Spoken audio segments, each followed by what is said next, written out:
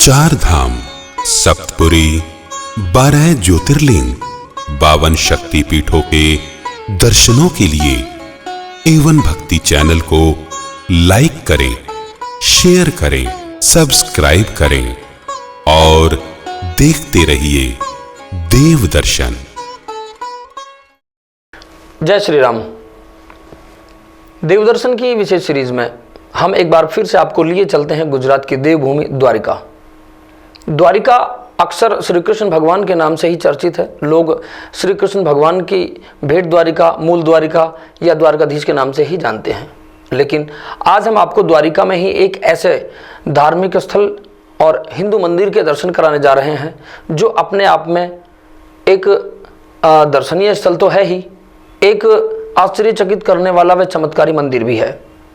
यह मंदिर भगवान हनुमान व उनके पुत्र मकरध्वज का है। आइए आपको लिए चलते हैं मकरध्वज मंदिर।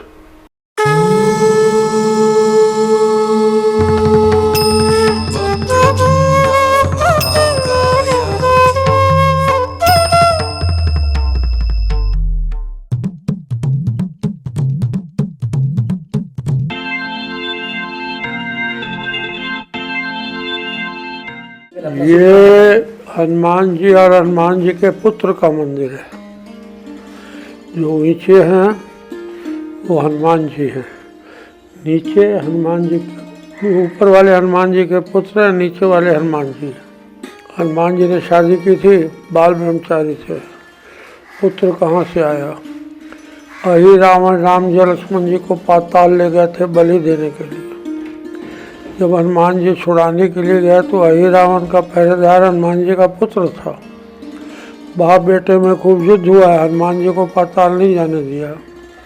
बीच में मगरमच्छ की मगरी आई, उसने हनुमान जी से कहा आप किससे युद्ध कर रहे हो? ये आपका पुत्र है। मेरा पुत्र कहाँ से आ गया? मैं तो बाल ब्रह्मचारी हूँ। तो बताया जब आपने लंका दहन की थी, फूज बुझाने के लिए समुद्र में गए थे, उस टाइम आपके पसीने का टिप्पा मेरे मुँह में चला गया था। ये बच्चा मगरी के पेट से हनुमान जी के पसीने से, इसलिए इनका नाम मकरध्वज जी है। द्वारकाधीश में पहुंचने के बाद एक और जो तीर्थ स्थल है या एक धार्मिक मंदिर है वो यहाँ पहुंचने पर मिलता है, जिसमें विश्व का एकमात्र मंदिर भगवान हनुमान और मकरध्वज का एक मंदिर सिर्फ द्वारका में ही मौजूद है। इसकी जानकारी मिलती है कि भगवान हनुमान को भी यहाँ पहुँचने के बाद ये जानकारी मिली थी कि उनका भी कोई पुत्र है, क्योंकि हनुमान जी को बाल ब्रह्मचारी माना जाता है। तो उस लिहाज से भगवान कृष्ण को जब इसकी जानकारी मिली तो उनकी मुलाकात जब यहाँ पर हुई तो उन्होंने बताया कि आप पिता और पुत्र कभी अलग नहीं रहेंगे। इसलिए जो उनकी नगरी थी, मकरध्वज की जो राजधानी थी, जो उनका राज्य हुआ करता था, वो पूरा समुद्र के अंदर था। तो भगवान श्री कृष्ण ने उनको ऊपर ला करके पिता और पुत्र दोनों साथ रह सकें, इसलिए मकरध्वज और हनुमान जी को यहाँ पर साथ स्थापित किया। वहाँ पे उनकी जो राज्य था उसको स्थापित किया और पूरा जो क्षेत्र है वो यहाँ पर माना जाता है कि मकरध्वज और हनुमान जी का मंदिर पूरे विश्व में सिर्फ मात्र एक ही है। यहाँ भी पहुँचने के लिए वही रास्ता है जो बोटो यानी नौका के माध्यम से पहुँचा जा सकता है। हिंदू संस्कृति में इन दोनों तीर्थ स्थलों का बहुत बड़ा महत्व है। चार धाम की यात्रा में द्वारिका को माना जाता है सबसे महत्वपूर्ण। भगवान कृष्ण की नगरी द्वारिका में ही एक और ऐतिहासिक व पौराणिक मंदिर मौजूद है, जो कि भेंट द्वारिका में भगवान कृष्ण के निवास स्थान से कुछ दूरी पर चलने के बाद मौजूद है। ऐसी जानकारी मिलती है कि यहाँ पर यह मंदिर दुनिया का एकमात्र मंदिर है जहाँ पर भगवान हनुमान व उनके पुत्र मकरध्वज एक साथ मौजूद हैं। यहाँ का मुख्य आकर्षण यह है कि यहाँ पर भगवान हनुमान व मकरध्वज वानर नहीं मानव रूप में मौजूद है। यहाँ हनुमान नीचे की ओर हैं और मकरध्वज की प्रतिमा ऊपर की ओर विराजमान है, जिसके पीछे एक बहुत बड़ी कथा जुड़ी हुई है। यहाँ के महंत बताते हैं कि इन प्रतिमाओं में खास बात यह है कि ये दोनों प्रतिमा स्वयंभू प्रकट हुई हैं। दूसरा आकर्षण यहाँ पर यह देखने को मिलता है कि जब ये दोनों प्रतिमाएं स्वयंभू प्रकट हुई थी तो भगवान हनुमान मकरध्वज से ऊंचे थे, यानी ऊपर की तरफ थे और मकर ध्वज नीचे की तरफ थे। लेकिन जैसे ही वर्ष दर वर्ष समय व्यतीत होता चला गया और यह प्रतिमा एक दूसरे से ऊपर नीचे होती चली गई, यानी अब वर्तमान की बात करें तो इन दोनों प्रतिमाओं में समानांतर भगवान हनुमान की जो प्रतिमा है वह नीचे की ओर जा रही है और मकर ध्वज की प्रतिमा ऊपर की ओर आ रही है। यहाँ के जो महंत हैं वो बताते हैं कि इस ऊपर और नीचे की तरफ प्रतिमाओं के जाने की जो प्रक्रिया है उसके साथ एक यह भी कहानी जुड़ी हुई है कि जब भगवान हनुमान की प्रतिमा पूरी तरह से पाताल में चली जाएगी तो इस युग का समापन हो जाएगा और सतयुग दोबारा से लौट कर आएगा। ऊपर वाले हनुमान जी के पुत्र हैं, नीचे वाले हनुमान जी। जब ये पूरे पाताल में चले जाएंगे, ऐसी कथा आती है, कलयुग का अंत होगा, सतयुग आएगा। हिंदू धर्म में अक्सर माना जाता है कि भगवान हनुमान जो ब्रह्मचारी थे, आखिर उनको पुत्र कहाँ से आए, उनको पुत्र की प्राप्ति कैसे हुई, ये एक बड़ा सवाल है। इसी सवाल को सुलझाने के लिए हम गुजरात की देवभूमि द्वारिका पहुँचे और भगवान हनुमान व उनके पुत्र मकर ध्वज मंदिर के जो पुजारी हैं उन्होंने इस सवाल से पर्दा उठाया कि आखिर भगवान हनुमान जब ब्रह्मचारी थे तो उनको पुत्र की प्राप्ति कैसे हुई और वो पुत्र उनके कैसे हुए। आइए हम आपको लिए चलते हैं पुजारी जी के पास जो बता रहे हैं कि आखिर हनुमान जी को पुत्र प्राप्ति कैसे हुई।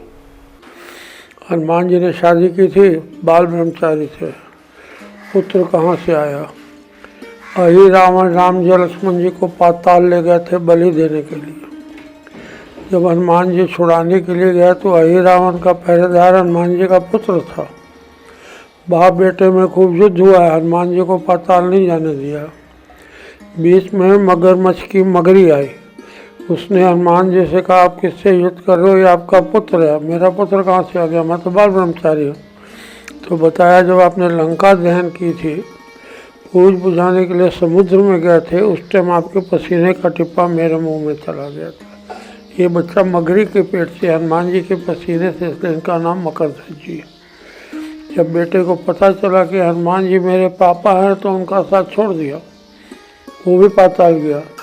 जाय सहाय भयो तब अहि रावण सैन्य समेत सहारो, को नहीं जानत है जग में कपि संकट मोचन नाम त्यारो।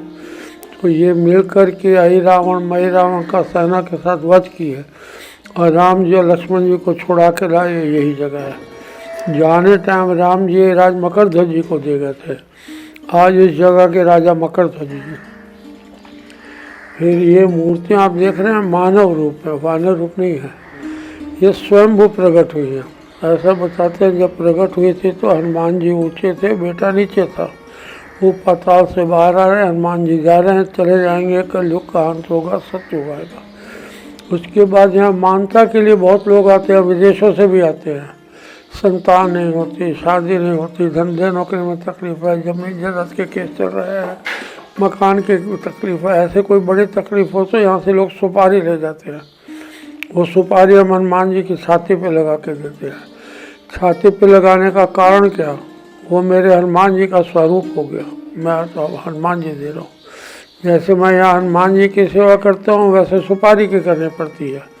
दोनों टाइम दीवा बत्ती, दोनों टाइम अगरबत्ती, सबके घर में मंदिर होता, मंदिर में रख दीजिए, हो गए। सवेरे शाम हनुमान चालीसा, चलते फिरते उठते बैठते श्री राम जय राम का खूब जाप करना, कष्टभंजन मंत्र ही है ये।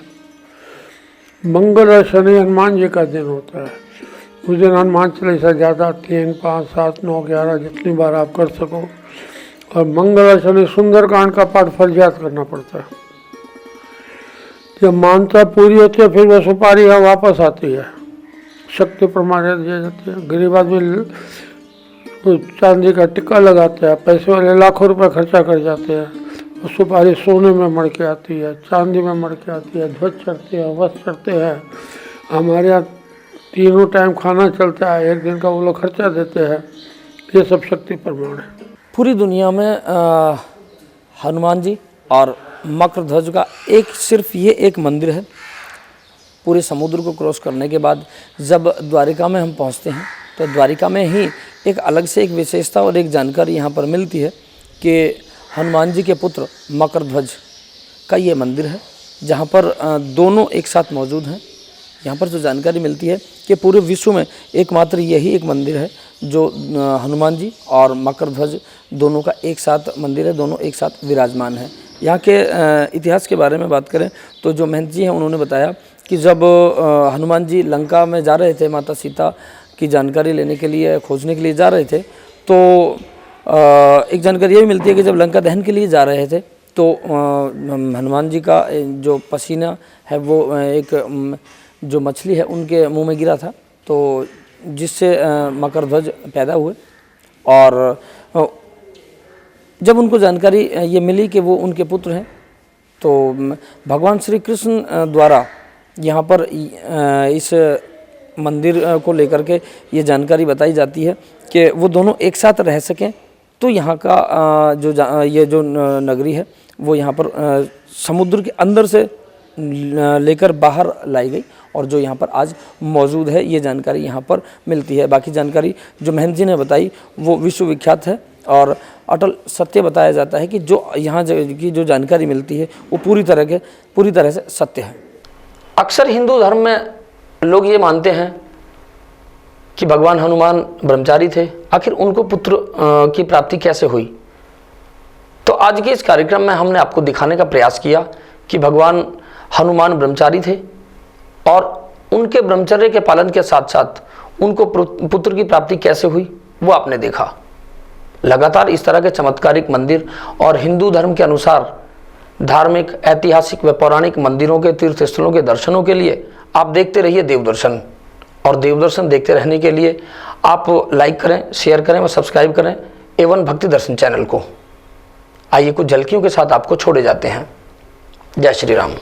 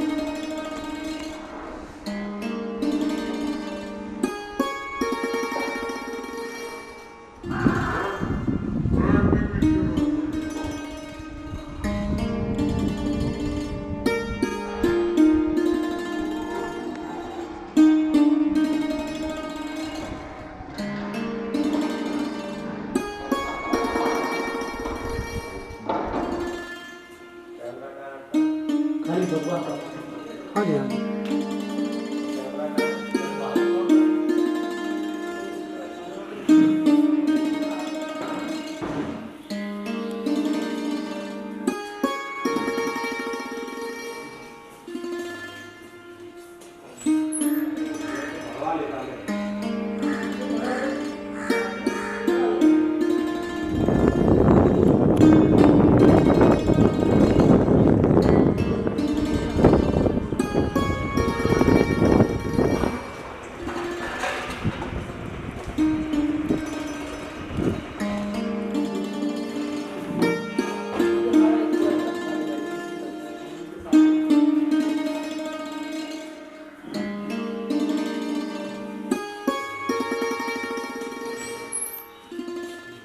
चार धाम, सप्तपुरी, 12 ज्योतिर्लिंग, 52 शक्ति पीठों के दर्शनों के लिए एवन भक्ति चैनल को लाइक करें, शेयर करें, सब्सक्राइब करें और देखते रहिए देव दर्शन।